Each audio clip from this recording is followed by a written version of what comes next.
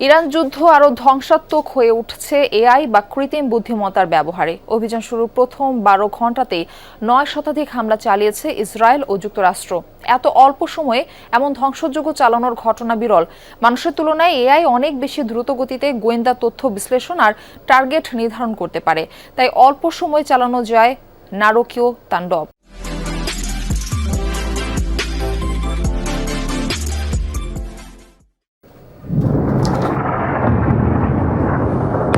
আকস্মিক অভিযানে গত শনিবার ইরান জুড়ে মাত্র একদিনে 2000 স্থাপনায় হামলা চালায় যুক্তরাষ্ট্র ও ইসরায়েল, যার মধ্যে প্রথম 12 ঘণ্টাতেই ছোড়া হয় 9 শতাধিক বোমা।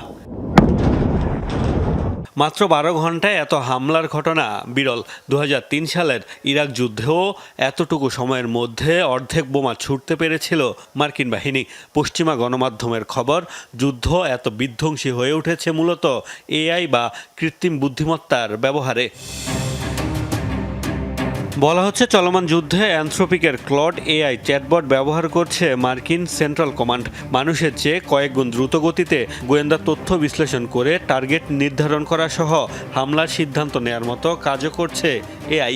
তাই অল্প সময়ে চালানো যায় অনেক বেশি হামলা, ফলে যুদ্ধ হয়ে উঠেছে আরও ধ্বংসাত্মক। মানুষের মতো বিচার বিবেচনার মাধ্যমে সিদ্ধান্ত নিতে অক্ষম প্রযুক্তি, তাই এআইয়ের ব্যবহার যুদ্ধে ক্ষয়ক্ষতি ব্যাপক বাড়াতে পারে সতর্কবার্তা বিশ্লেষকদের। অভিযোগ, ইরানের গার্লস স্কুলে এআইয়ের ভুলেই প্রাণ গেছে এত বিপুল সংখ্যক শিশুর।